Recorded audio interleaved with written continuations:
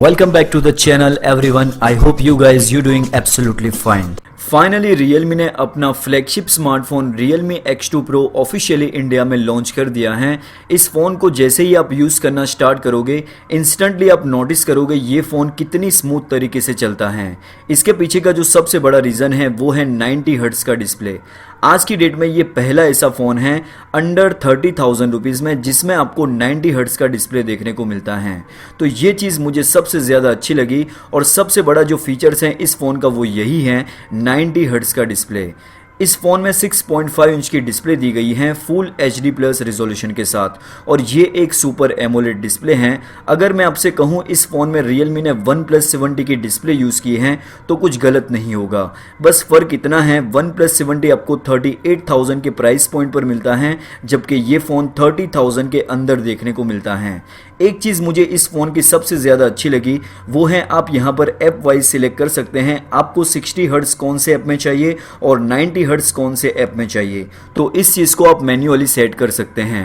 AMOLED display होने की वजह से जो कलर्स हैं वो काफ़ी अच्छी तरीके से निकल के आते हैं और जो ब्लैक कलर्स हैं वो काफ़ी डीप हैं। इस फ़ोन में आपको इन डिस्प्ले फिंगरप्रिंट स्कैनर मिलता है जो काफ़ी फास्ट और एक्यूरेट हैं। Realme ने इस फ़ोन में हर वो चीज़ दी है जो एक फ्लैगशिप स्मार्टफोन की ज़रूरत होती है। रिफ्रेश रेट हाई होने के कारण स्क्रीन की जो फ्लूइडिटी है वो काफ़ी बेहतरीन है। गेमिंग खेलने का जो मज़ा है इस फ़ोन के डिस्प्ले पर वो काफ़ी अच्छा है। इनफैक्ट Amazon प्राइम हो या फिर नेटफ्लिक्स हो या आप कोई और सीरीज़ को स्ट्रीम करते हो तो उसमें भी आपको काफ़ी ज़्यादा मज़ा आएगा क्योंकि ये डिस्प्ले HDR10+ को सपोर्ट करती हैं। उसके अलावा इस फ़ोन की जो डिस्प्ले हैं वो काफ़ी ब्राइट हैं क्योंकि यहाँ पर Realme ने 1000 निट्स की ब्राइटनेस प्रोवाइड की हैं। तो मुझे नहीं लगता आपको इस फोन की डिस्प्ले से कोई भी शिकायत होगी। चलिए दोस्तों अब बात करते हैं लुक और डिजाइन की। तो ये फोन लुक वाइज और डिजाइन वाइज काफी इंप्रेसिव हैं। Front side as well rear side दोनों ही तरफ कॉर्निंग गोरिल्ला ग्लास 5 की प्रोडक्शन मिलती है। वर्टिकल शेप में क्वाड कैमरास की प्लेसमेंट दी गई है। ठीक उसके पास हॉरिजॉन्टल शेप में Realme की ब्रांडिंग दी गई है। फोन के राइट हैंड साइड पर पावर ऑन ऑफ की और सिम ट्रे देखने को मिलता है और लेफ्ट हैंड साइड पर वॉल्यूम अप और डाउन की मिलती हैं, जबकि बॉटम की तरफ सी टाइप पोर्ट और मेन स्पीकर ग्रिल और 3.5 mm ऑडियो जैक की प्लेसमेंट की गई है। और ये Realme का पहला ऐसा स्मार्टफोन होगा जिसमें सेंटर में एल्यूमिनियम की फ्रेम दी गई है जिसकी वजह से इस फोन की इन हैंड फीलिंग काफी प्रीमियम लगती है। तो मुझे नहीं लगता आपको इस फोन की प्रीमियमनेस से कोई भी शिकायत होगी, सिर्फ Realme की हॉरिजॉन्टल शेप में जो ब्रांडिंग दी गई है उसको इग्नोर करते हुए। चलिए दोस्तों अब बात करते हैं इस फोन की पावर की, मतलब परफॉर्मेंस की।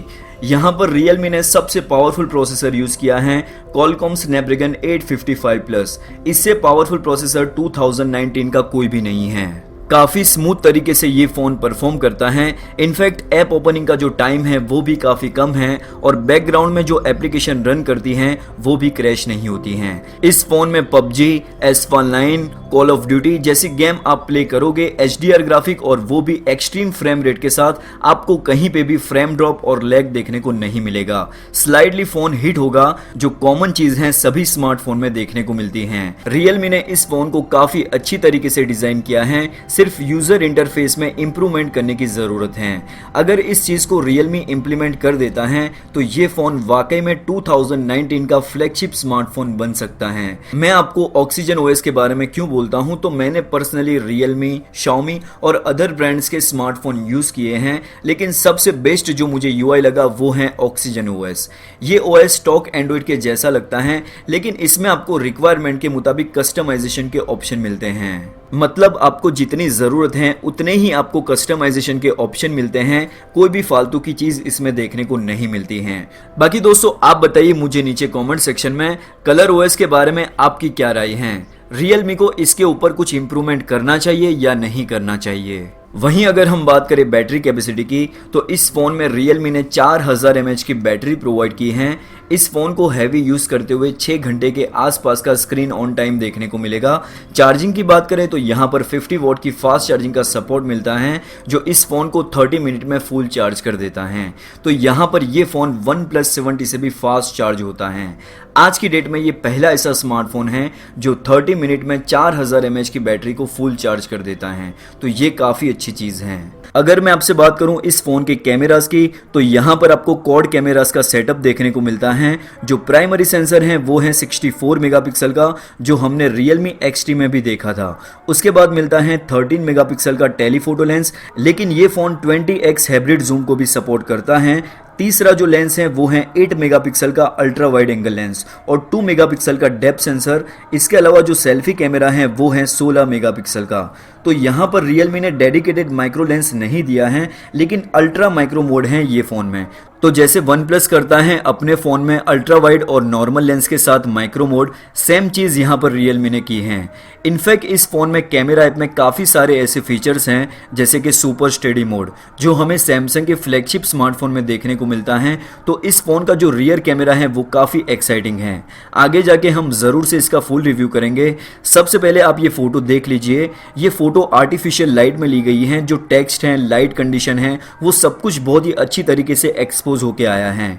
इसकी लाइट कंडीशन और जो ट्री है, स्काई है, वो सब कुछ बहुत ही अच्छी तरीके से एक्सपोज होके आया है।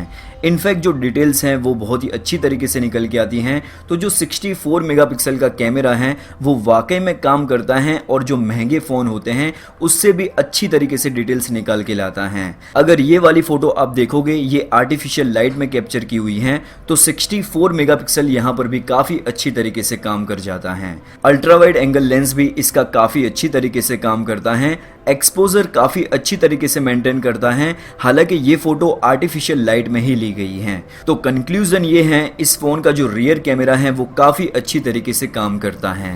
अब देख लेते हैं इस फ़ोन की वीडियो क्वालिटी कैसी है और स्टेबिलाइजेशन कैसा है। आप मुझे नीचे कमेंट सेक्शन में ज़रूर से बताना।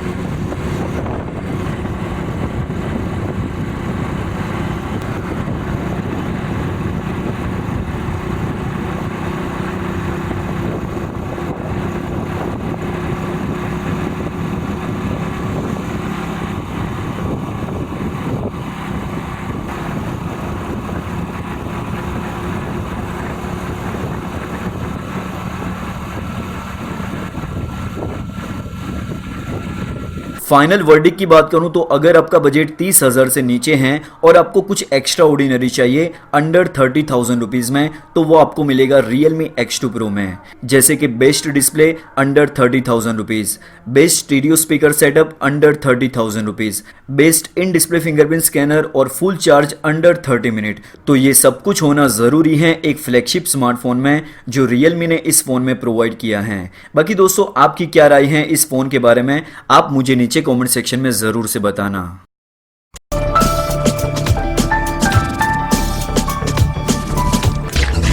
उम्मीद है आपको इस वीडियो से कुछ हेल्प मिली होगी। अगर आपको वीडियो अच्छा लगा है तो वीडियो को लाइक कीजिए, शेयर कीजिए दोस्तों के साथ और सब्सक्राइब कीजिए चैनल को। साथ में प्रेस कीजिए बेल आइकन को ताकि आपकी कोई भी वीडियो मिस ना हो।